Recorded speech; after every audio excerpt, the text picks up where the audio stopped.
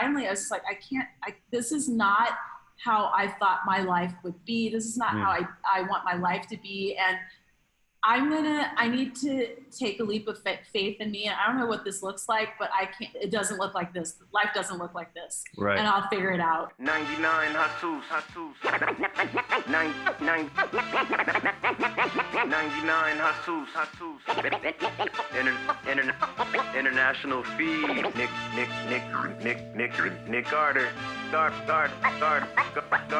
99 hustles.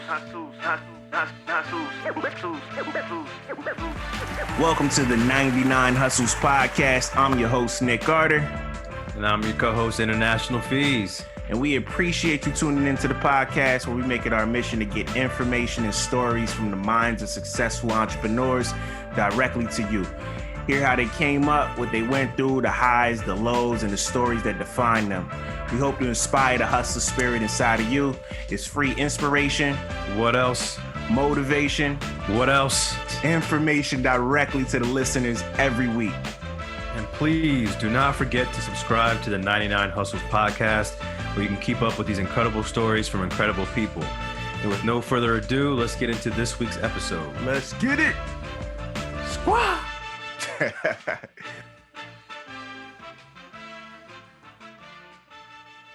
What's up, guys? This is Nick here. Don't forget to check out 99hustlesblog.com. It's your one-stop shop for all things a part of the hustle. We show you how to get money blogging, podcasting, opening an online store, starting a digital agency, or any type of side hustle you can think of. Information is our form of reparations, and we got all the resources to help get you going. Once again, that's 99hustlesblog.com. Now, with no further ado, let's get into the episode. What's going on, world? It's the 99 Hustles podcast, and we're back with a very special guest. Today, we're joined by the one and only Michelle Jackson. Michelle, thank you for being on the show. Thank you so much for having me. Sorry if I sound a little freaked out, but I think there's a crazy storm or a tornado outside my window. So if I scream, you know what's happening. It's all right. It's all right, Michelle. It's 2020. Nothing can surprise us at this point. Yeah. Nothing phases you. Absolutely not. Michelle runs the website and podcast. Michelle is hungry. Michelle is money hungry. I'm sorry. I'm hungry, but I'm not hungry. Michelle, I'm hungry. So that's what this is all about. I'm sorry. Michelle is money hungry. Michelle is heavy in the personal finance space and what I would probably consider a personal finance guru. She's been featured on Business Insider, CNBC, and Vice Money. Michelle, I know I gave a little bit of an intro on you, but tell us a little bit about yourself and what it is that you do. So first, thank you guys so much for having me on the show. I do a little bit of everything, specifically positioned in the online space. My area of focus is personal finance, lifestyle design, and online entrepreneurship in particular. I run two very different projects, but both projects use kind of the same skill set. So I run a website and podcast about money called Michelle is Money Hungry. And then I also run a project called Square State, which is about Colorado. Creativepreneur and super connector. I try. I believe we call that a Jane of all trades. Yeah. No, because you can't be a jack of all trades, because then you're a master of none. So I know what I'm doing. I actually make money.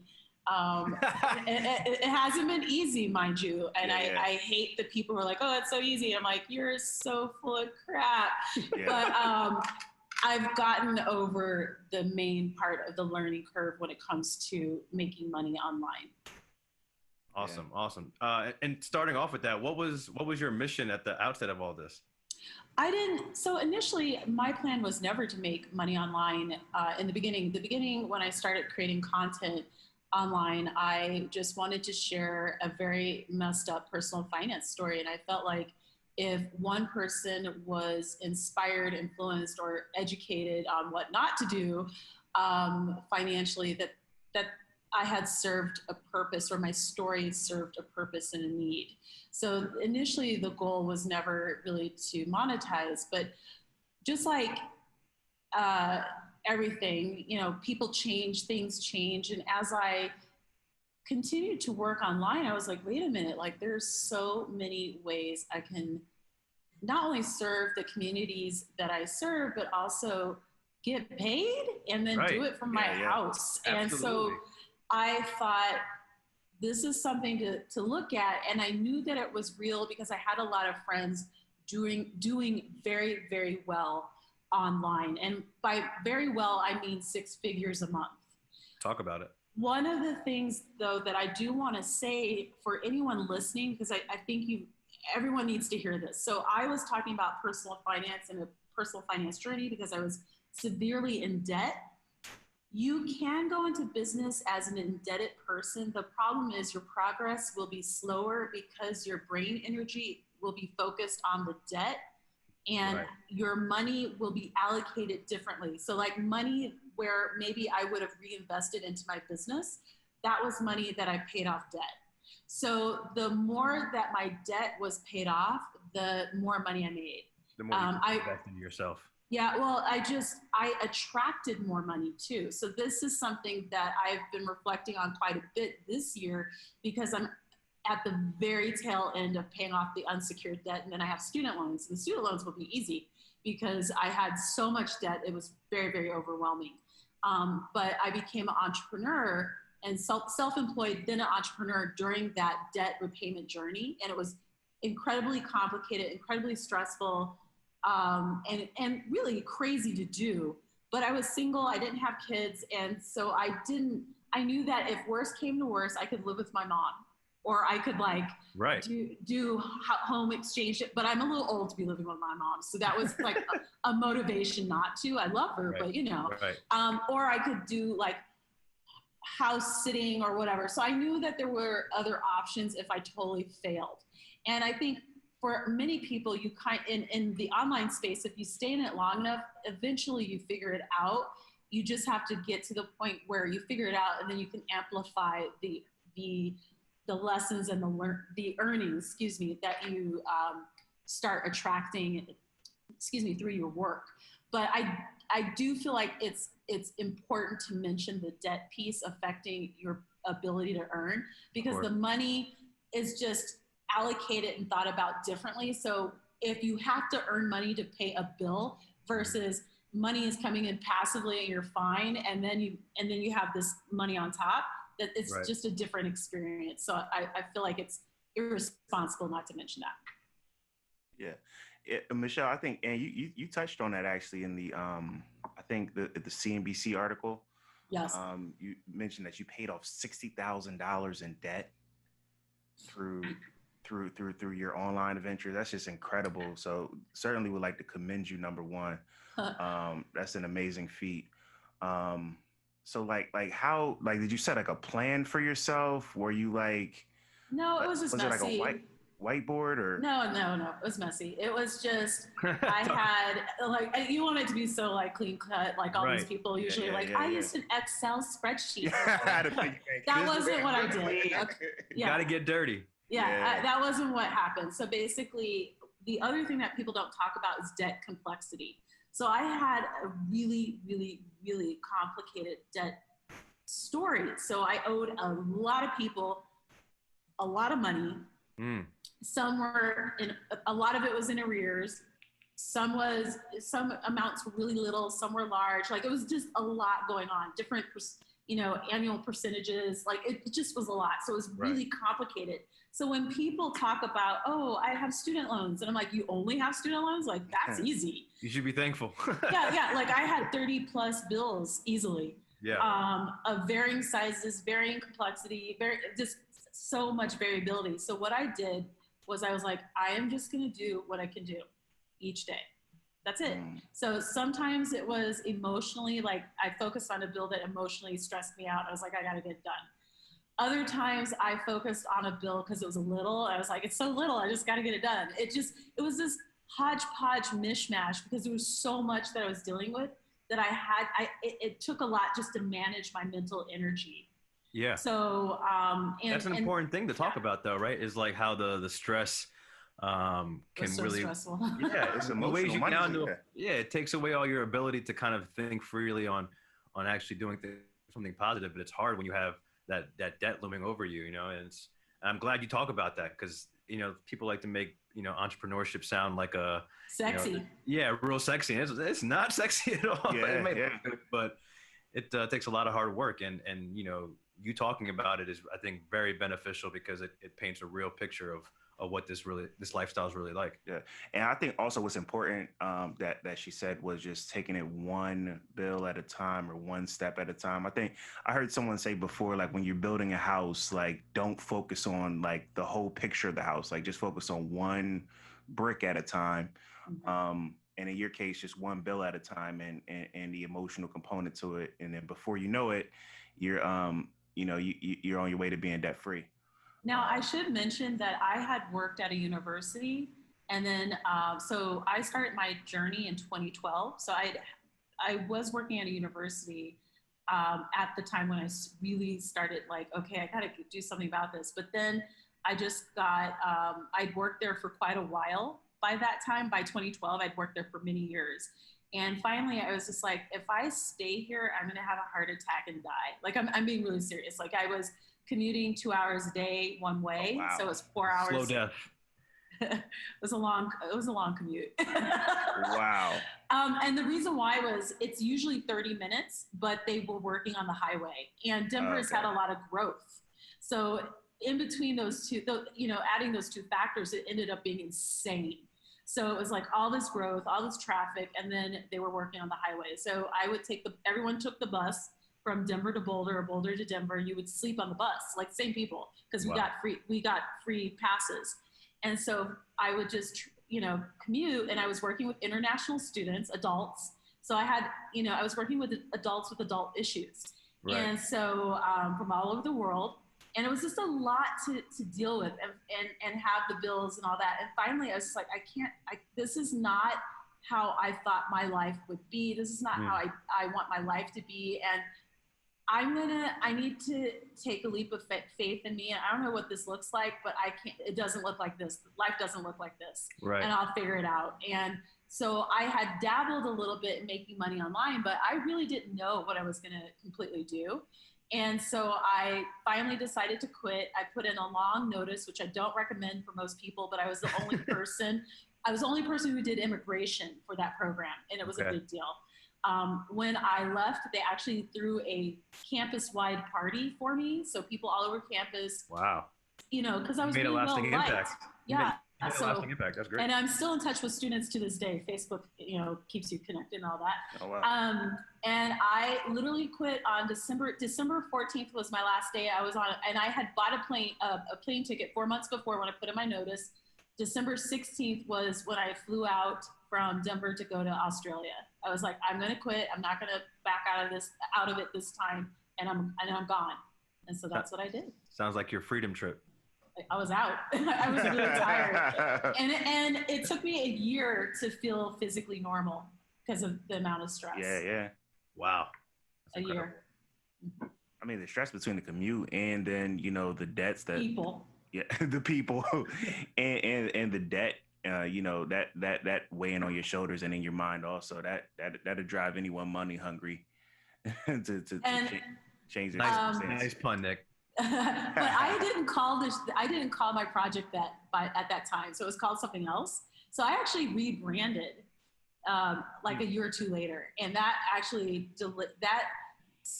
I don't want to call it stunted the growth, but that impacted the growth of the project. Interesting. So if you have like an online facing project and okay, now I think it's like a hurricane outside. Sorry, guys. It's like kind of shocking because it doesn't rain that much here. Anyway, if you have an online facing project and you change like your URL or your branding or whatever, it can really change like your URLs, your 401, is it 301 or 401 redirects for your links going into SEO, it affects a lot of things. Everything, yeah. So you have to think very carefully about rebranding, and also it just takes a while to do. So Michelle is Money Hungry is I think two and a half years into this rebrand, and I love it. But it definitely affected things for a while. Was there a specific reason why you did the rebrand? I changed. Like what I initially started was no longer the identity that I wanted, and I'd grown, and I just was interested in different things. So I felt like it was time to reflect that in the brand. I think that's an important message to convey out there, is that whenever you think you've outgrown something, it doesn't, you'll never fail by deciding to, rebrand or restructure what you actually want to do. And it's worked out very well because people remember the name. In fact, I'll share it. So before, it used to be called the Shop My Closet Project. And the idea was to use what you have, love what you've got, and live your best life. So it's kind of like a love it zero waste, frugality kind of situation, right. And debt freedom and pay off debt. But over time, I was like, I want to talk about lifestyle design and zero waste to a certain extent, and online entrepreneurship, like earning more. Like I started to really think about earning more. And I just also felt like people could not remember the freaking name. So if you're sitting there thinking about like people name that I knew, matters. Yeah, like people that I knew though for years. So one of my friends came and visited from England. She's in the personal finance space. So she knows my blog. We interact all the time. We're friends. And she's like, so how is the Shop My Cupboard project going? I'm like, what the hell is what? I am American, okay? It is not a cupboard. It's it was just a mess. It was a mess. So it was really funny you say that. We just had a guest from Wales. Oh God. And, yeah, it was the losing in translation was great. I mean, it was like, she's like, oh, you have a great accent. And we're like, we have an accent. you have the accent. Yeah, exactly. Shout out to Stephanie. Shout out to Stephanie. Shout out to Stephanie. Hey, Steph. So it was really frustrating because I'm like, no one's remembered the name. The English people are changing things. And I don't identify, I'm not that person anymore because I've grown. So I had to change the branding, and it's worked out much better because people will laugh. It elicits a reaction. Right. So for some people, it can be negative. For some people, very positive. And that's what I wanted, because I wanted to be memorable, create conversation, and go from there. That's incredible. And I think so. Number one, there's multiple things that I see in your story, Michelle. It seems like you're really big on authenticity. And as your life changes, your business changes, and even like the domain name and your whole brand is built around your first name. I really respect that. I think that's the whole premise of the lifestyle design the lifestyle that you want. Also on the website, it seems like you're big into passive income. There was a lot of courses that you're creating, a lot of ebooks. Is that true that you're big into passive income? I love me some passive income. Love it passive. I love waking up every day and seeing money being earned or being deposited into my accounts, and so I'm glad that you've brought this up. I have dabbled in different ways to make money online, and one of the really confusing parts about figuring out your monetization strategy as a online content creator is there's just so many ways to make money. And you have to kind of figure out a couple things. One, what do you enjoy? What does your client avatar actually want? Like, what does your community want from you, and what are you good at? And then what monetization strategy fits for you energetically? One of the areas that I've struggled with, consistently, is the idea that I should create like a closed Facebook group, like a free one. And the reason why I have struggled with it isn't that I don't want to create community. It's that I don't want to be obligated to show up every day, if not for free. So right. That's a big point, because your time is money. My time is money. And so I don't mind. I have a paid Facebook group for people who've paid for a product. That's different. But even with that, I'm in like Monday through Thursday. We're good, because I'm Colorado life. Like, we like to go camping. So we have other stuff we want to do. We don't work to live, or we don't live to work. I was just going to say, wait. Sorry guys, got it backwards. I've been talking all day today. So blame it on the hurricane. I'm just saying, it's crazy out there. So I work to live. I don't live to work. And so I don't want to be obligated to manage all of you guys in a Facebook group incessantly all week long. And in fact, so knowing this about myself, yeah, like I don't want to do that. So, but knowing this about me, that affected what my monetization strategy would be. So if I'm not going to have this free group that I'm going to funnel into my funnel, basically, where am I going to connect people to the funnel? So that became a different conversation, right? Right. So that was something I had to be honest about. Like, I just don't want to run a group. I just don't. I'm just not interested in it. And I had to accept that. So right now I'm in the process of launching another product, which it's my last product. It's a coaching product. I resisted doing coaching because I feel like a lot of people just go in without having multiple tiers of products for people to engage with them in terms of like a spending journey or a transformation journey. And I felt very strongly, which I didn't realize at the time, I felt really strongly that if you're broke right now, that's totally fine. Like, I've got free content for you. And then once you're not broke, you can go from there. Right. Or maybe do what you can afford. But as an entrepreneur, that means I need to provide that. Sure. Right. Sure. Versus I'm an entrepreneur and I only have high-end coaching. Yeah. Right. You got to be solutions based, right? It's like find where there's an opportunity and fill a way to fill it up. Exactly. So I was like, I had a problem for me in terms of how I wanted to make money and attract people to those services.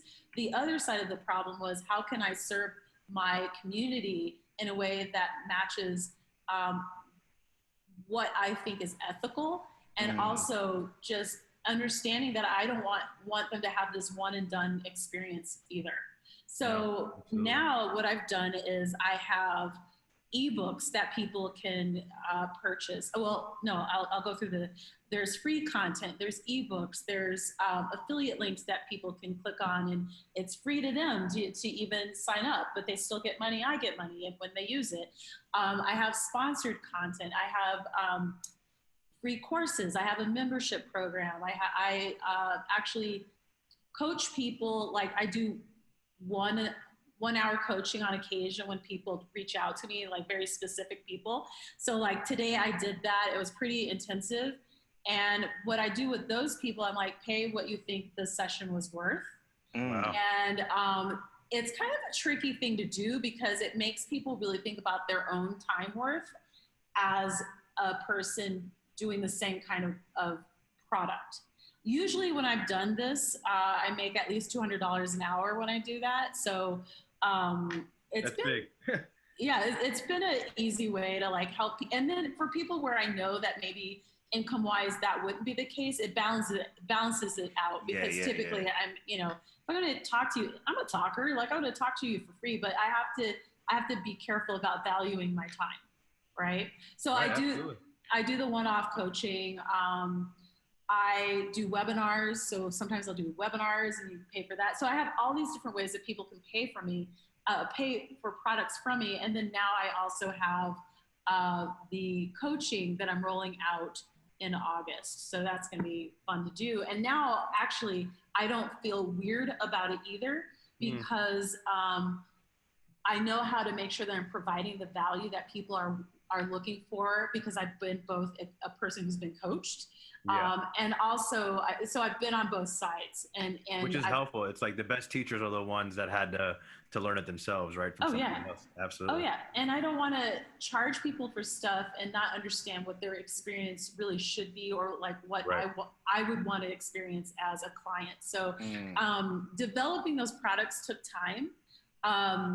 And some things, again, you figure out what you enjoy and what you don't enjoy, like the ups and downs of it all. Oh yeah, and just what's easy. So again, I like to, I have a friend, her name is Michelle Schroeder Gardner, and she runs a website called Making Sense of Sense.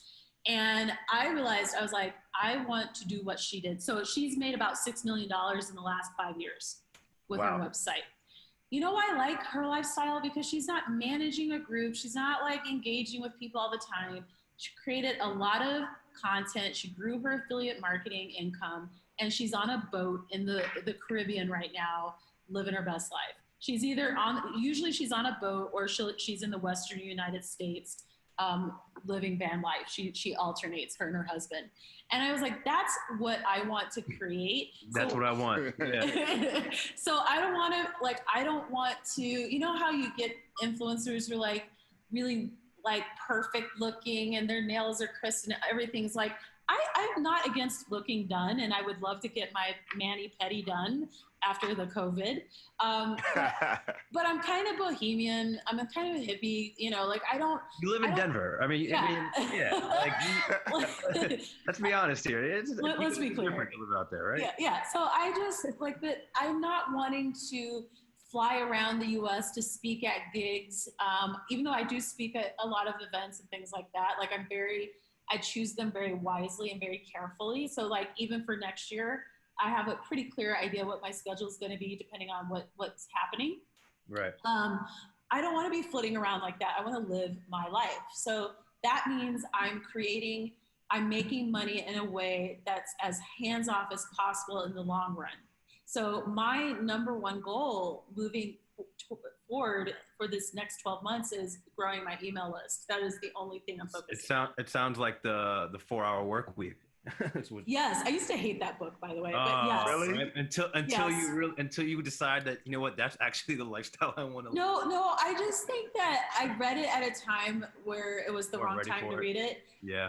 But I also some books I don't like. Something about it. I'd have to reread it again. I also don't like Rich Dad, Poor Dad. And I hate that book. Whenever someone recommends that book to me, I'm like, yeah, you're not, I'm not with it. Yeah.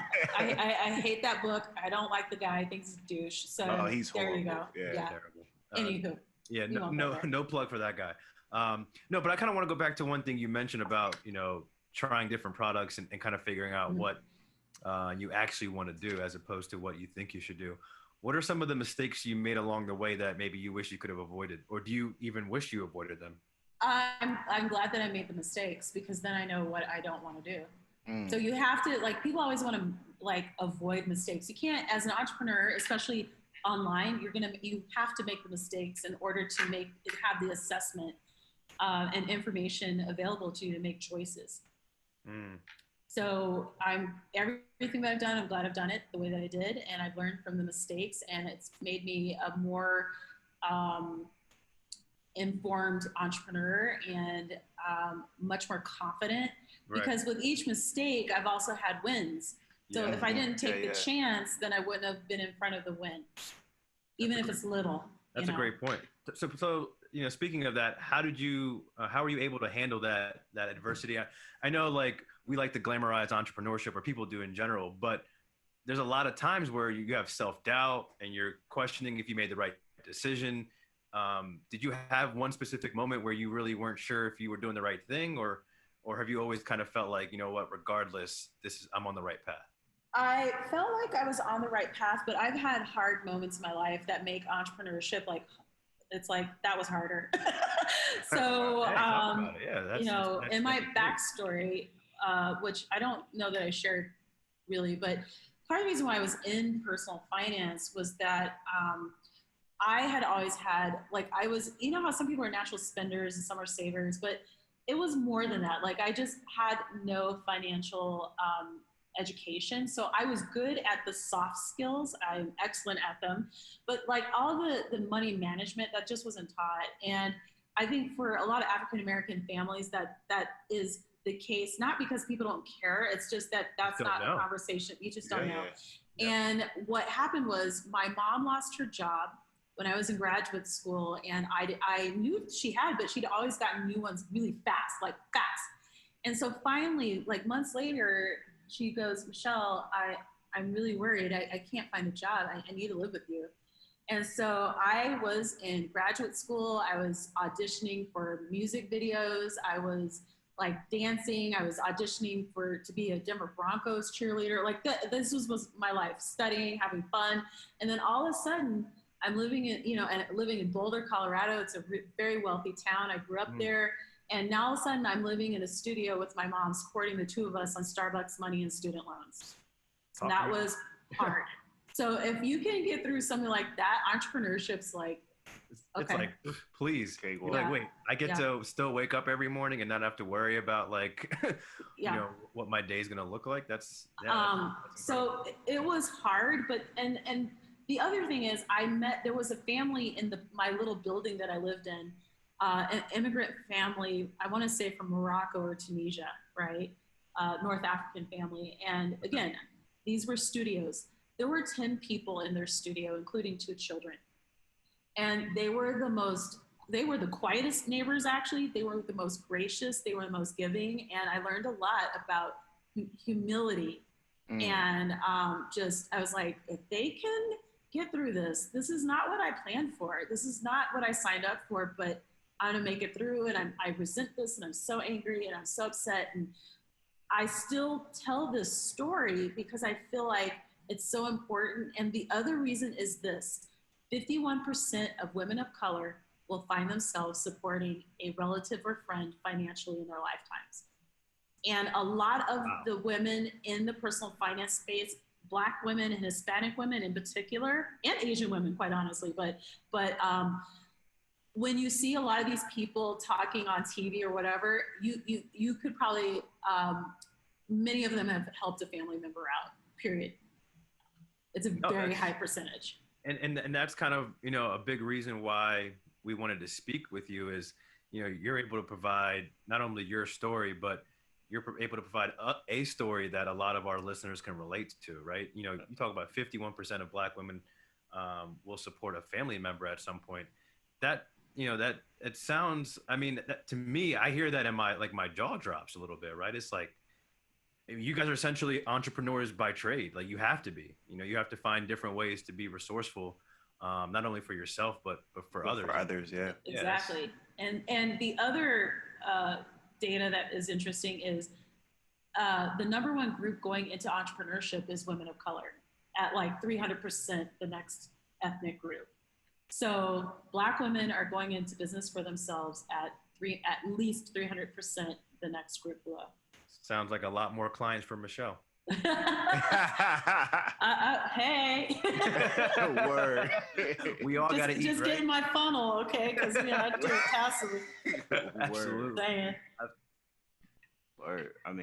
Yeah, Michelle, you have an incredible story. I really think there's so many takeaways from the story.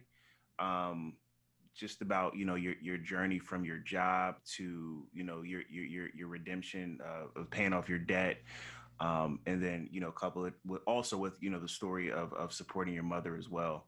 Now I should mention the mom story happened before I was ever working for myself. So just to be clear in terms of timeline, that happened before. So you were in grad school, right? Which is even more difficult, right? You're a college student, taking on adult responsibilities. Let's not even. I was old enough, but still young enough to be like, damn, this sucks. This ain't right. Yeah. No, that's incredible. And with that, what would you say you attribute your success to? I think that, well, one, I'm a hard worker and I understand the lifestyle that I want to have for myself. But the other piece is I understand the value of what I'm doing for others. And I've become very mission driven in this whole idea of empowering other people with the content that I share. So you'll find that people don't create as much blog content or podcasting or whatever, the kind of content that they're creating is created in such a way that it's only driving people to make financial, spending decisions with them. And I am very deliberate in that I want to really educate people in addition to that other content. So it's not just a straight transactional thing. Yeah, I don't want it to be transactional. That's why I still share my story. I actually think that people have got away from sharing their story, and now that they're getting back into it. I agree. So, and I'm glad because the story is everything. And honestly, I think it sells things faster. It's easier. 1000%. It humanizes people, right? When you hear someone's story, as a listener, I know I'm always like, oh, wow, that sounds like something I went through. But if you just hear somebody's making 6 figures a month, it's like, that doesn't even sound attainable. But Exactly. then, when you hear like, okay, they were going through this, they were going through that, it definitely humanizes them. So No, that's incredible. So would you say at this point, are you happy? And what would you change if you're not, or if you're not That's fully a happy? great question. So I am happy. I'm usually pretty happy. I think in terms of how I live my life and what I decided to do and taking the risk, COVID basically reaffirmed that I did the right thing and made the right decision.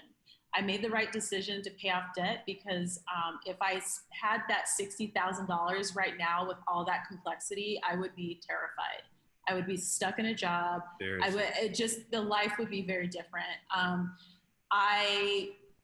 It's weird to me that all of this knowledge and all of the results are happening at the one time that I really need them to be coming together.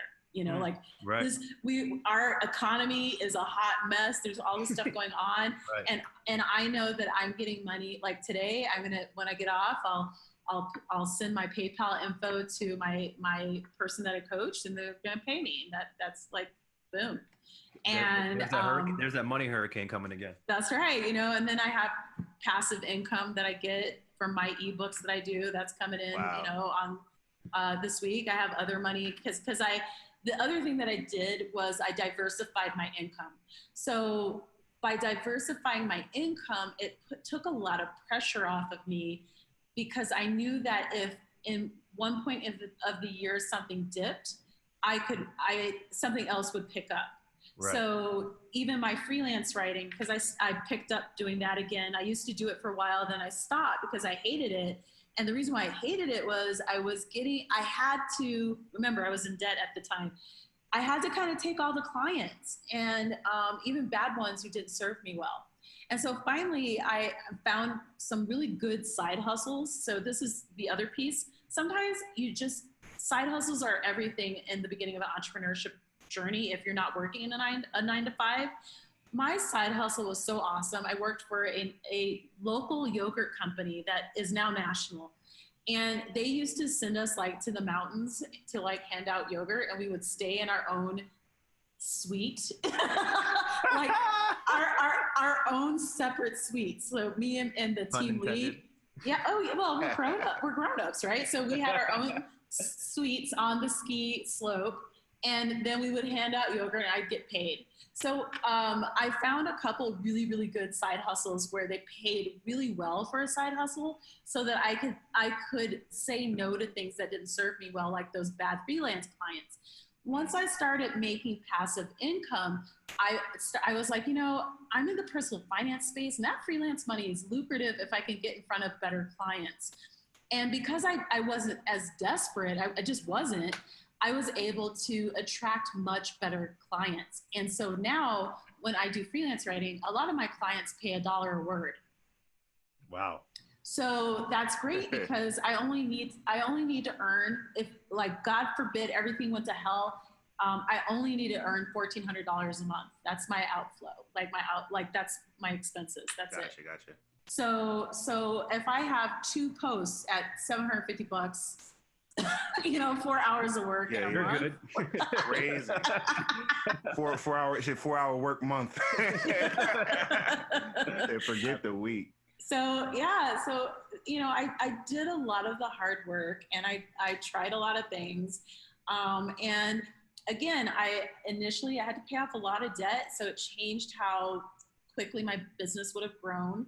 And now that I'm at the tail end of the unsecured, the hardest part of the debt, I anticipate it growing quite a bit because I'm just not distracted, and I'm not as desperate as I was.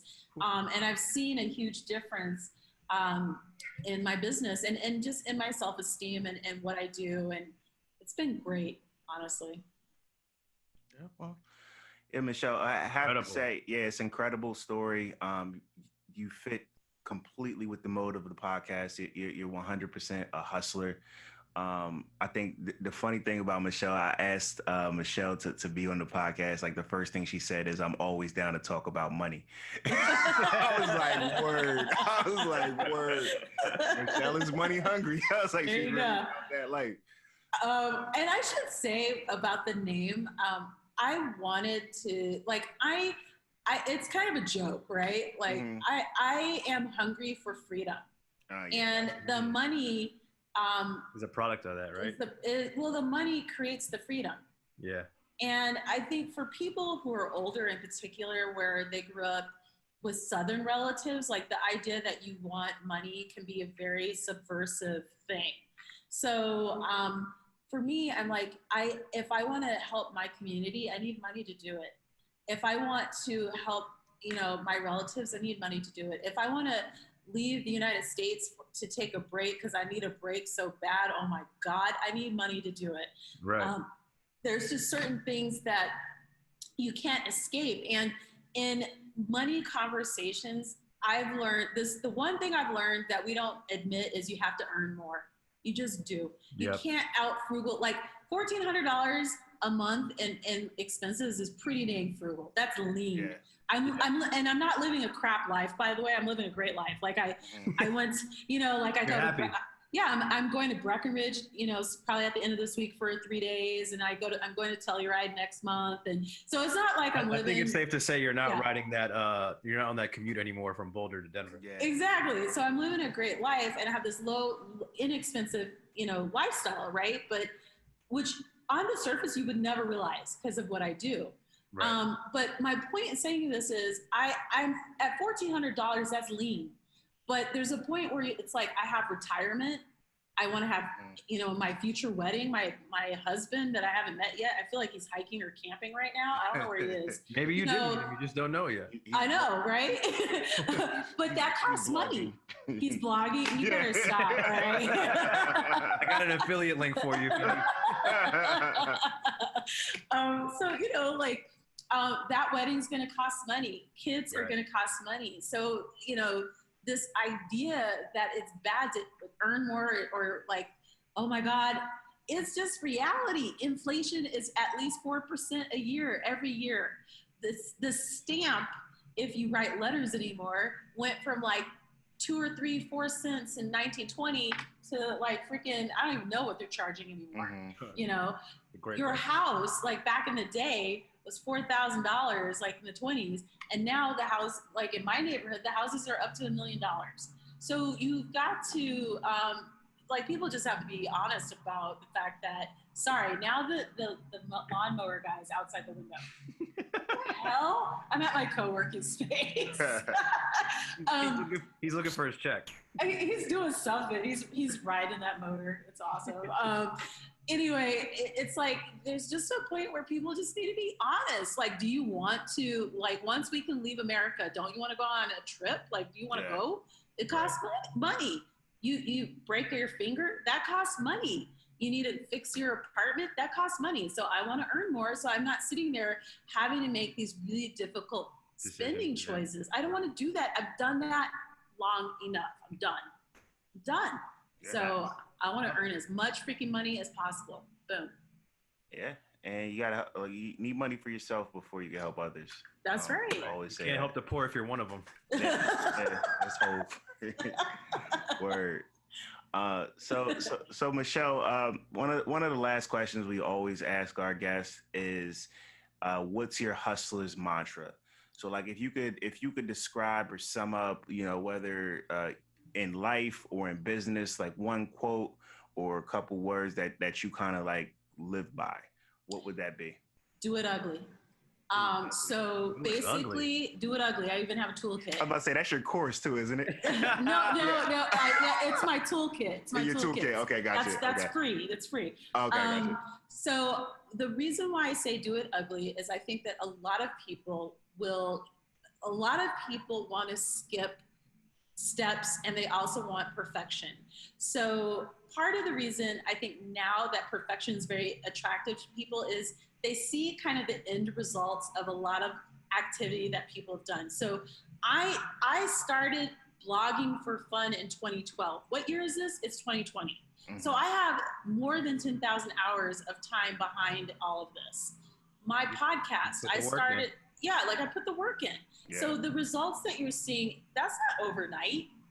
Right. And if you saw my website in the beginning, it was a free website because that's all I could afford. I could only afford free.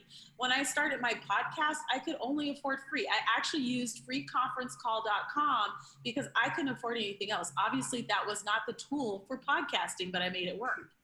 Right?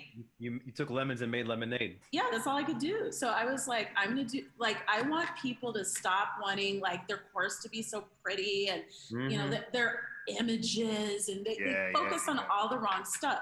Do it ugly, get it out there, get the feedback. For a couple reasons. If you do it quickly and not spend a lot of money on it, you can fail fast, cheaply, right? You don't want to be investing. So the other day I was at a meeting. I don't even remember what it was for. I know. I was at a retreat for 3 days this month in Colorado Springs for people interested in financial independence, retire early, FIRE. And one of the guys was so nice. All of them were really nice, but one of them was like, yeah, I'm going to spend like $2,000 to $4,000 on producing my videos. And I'm like, what is wrong with you? I literally went off on him. I'm like, what are you making any money with this? Why on earth would you spend money to produce this content? Like, I want you to produce this for a year and start making money. And then once you start making money, then you can earn the money from the hard work that you did to invest in your project. It just didn't make sense. I was like, you don't start at 100%. You don't start with a $4,000 investment on a project that you don't know that you'll even stick with. Yeah. Right? Absolutely. No, you're absolutely right. And I'm glad you said that about, you know, embrace the ugly, right? You know, it's you got to go through it. You got to make mistakes. You know, as Michelle mentioned, the course is free. The hustle sold separately. Yeah, and Russell Brunson, actually, one time I was in his ClickFunnels Facebook group, which I no longer am in because there's too many condescending bros in there. But anyway, it's true. It's so annoying. But he's a nice guy, and it's really interesting because he's like, look at what my first videos looked like. Like he shares them, and they're a hot mess. But you know what's not a hot mess? The content. And I think that this is really important for people to understand. It can be ugly, but if the content delivers on the premise that you said you were selling, that's all people need. So I launched a product during COVID, literally when we shut down, because it'd been on my mind. And I was like, well, you know, might as well just launch it, even though this is weird. And people bought it. I launched a new product in mid-April, and people bought it. And it wasn't like a billion people, but it was enough to prove the concept and improve on it. So because a few people purchased it, I got the feedback that I've been needing to get on the product. I'm improving it, making it much better. And then I'll be really growing it starting in August. And I know it sells. It's great. Yeah. Got to take the feedback where you get it and just keep improving on your content and your product. Well, if you don't get the customers, you don't get the feedback, right? So if you wait and try to develop something over a year, that's a year that you could be making money. That's true. Yeah. At least 9 months. Absolutely. Yeah, I love that. Like the way you explain that, the do it ugly concept, fees. I think you know those are concepts that we can even apply with ourselves. 1,000%. Yeah, haven't quite heard it put that way. It's just about about getting the content out there. It's not about, you know, the bells and the whistles and, you know, being wasteful with your with your capital to just make things look pretty because you want to jump from 1 to 100. Yeah, right. You got to go from 1 to 2. Yeah, got to crawl before you walk. Yeah, for sure. And I should also mention, so like I write ebooks, and in the last couple of years, what I've done is built out all these different projects because I wanted, you know, different revenue streams. I never paid for Facebook ads or any of that kind of stuff. I wanted to grow these things organically so that once I did, but I pixeled stuff. But my reasoning behind this is, if I could make money without even an ad spend, what could I make once I really understood my avatar and their motivations? So that is what's happening for me this year, is like my ebooks. In the last year and a half, 2 years, I've made about $10,000, no ad spend. Just, you know, just understanding like SEO and where my readers are in fiction and nonfiction, two very different types of content. Right. I've made money, with my event. I hosted my event so how I wanted to market my organization that I used to work for, and then they roadblocked me. And I was like, I want to create something where I can use the skills that they wouldn't let me develop, like by roadblocking me. So I created Money on the Mountain last year and hosted it. And it was it was an amazing event. I ran it in the black, which is very difficult to do for an in-person event, that I hosted at a hotel, which is really, really expensive to do. Sure. And so that was like a $10,000 event, and it was in the black. I made money. So I'm one of those people, once I decide on a thing, I do it, but I always do it ugly first. So I take the lessons and then I improve upon it. So this year I'm simplifying everything. I'm like ruthlessly slashing through everything. So I actually gave Nicholas a hard time about these what was this call last week? The discovery call. The discovery call. I was like, what the hell? This is time and money. So I was like, what? I was like, bro. Is that what that random invoice we got last week? I was wondering where that invoice came from. You never told me, but after this conversation, I know exactly why. And you know what? It's worth every penny. Michelle, I mean, we can't thank you enough for being a guest. I know we've learned so much, and I can only imagine what our guests are going to be able to provide with feedback. We would love to have you back on the show in a year, and you can tell us all about the changes you've made and how much you're not working and all the passive income you're coming in. Yeah, for sure. And we won't do a discovery all that time. Yeah, no more discovery. We're friends now. We're friends now. We're friends. So what? Friends and family discount. Yes. One thing I do want to say before we wrap up. Right now, I know that a lot of people are really frustrated with what's going on. It's really confusing. There's all this stuff happening in our world in the U.S. as we live here now. I want you to rethink this moment as an opportunity. Don't look at all the stuff that isn't going to happen, because that's a waste of your energy and your time.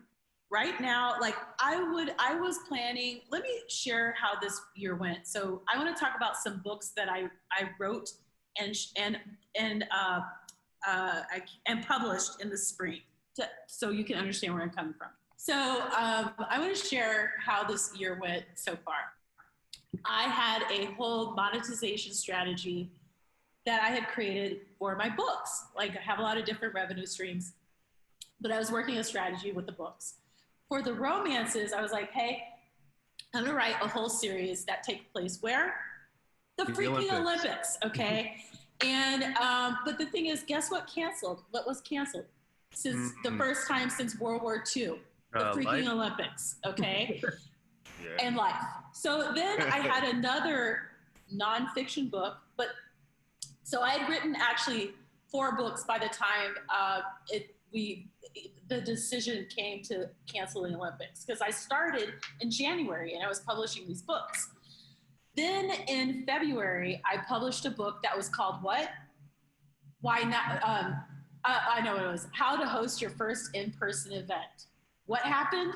Nothing's in person and you can't. Yeah. Okay. That's crazy. No, it gets worse. Then I had a third book, a third project, which was Time to Visit Denver. No, it's not. It is not time to visit Denver. Stay your asses at home. Get away. Florida, stay in Florida. We don't want your jerks. So this is just one little example. I had this plan. I had this strategy. It would have worked really well, quite frankly. I knew this, and I had to pivot. That is life. This is an extreme situation and an extreme example of that, but that's also entrepreneurship, right? And so I had to pivot, like, it's great. So now I've got this content out there. Eventually COVID will be gone, and I'll already have a book with tons of blog posts and what have you, books, that are embedded in that content. I'll make a lot of money next year. But it's like this delayed gratification situation, because all the stuff I wrote about, it's not quite as relevant. No, I mean, but that's why when you stay ready, you don't have to get ready. Exactly. So right now, the opportunity is it could be that you figure out what people need help with. A lot of people need help figuring out how they can make money online so they don't have to endanger their lives by working too often in an office. Mm. You know, I'm inside at a co-working space, but I'm the only person in the actual room that I'm in right now. Like it's a giant room because no one's coming in. Right. But in general, I'm working from patios because I want to risk my health. But there are a lot of opportunities now to serve people and help them. And you need just a very small percentage of people to make a difference in your life and theirs. And what I mean is a difference financially for you and for them. So you don't need to help like a million people. The percentage of people that you need to help is very small, and it could be very lucrative for you. And I think that that's a reality that people need to understand too. That's a beautiful message to end with, and to keep in mind. Keep in mind that, you don't have to change the world, just change one, help try to change one person's outlook on it, right? So that's right. Once again, Michelle, you've been an incredible guest. One, I'm hopeful that we'll be able to bring back in a year and to hear about all the different changes you've made.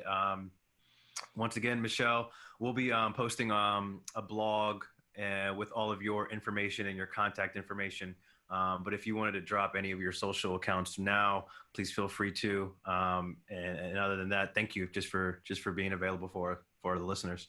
Thank you guys so much for having me. I had a blast on your show. I think you're going to do a wonderful, wonderful job with it. Make sure you check out Podcast Movement, by the way, as an event to attend.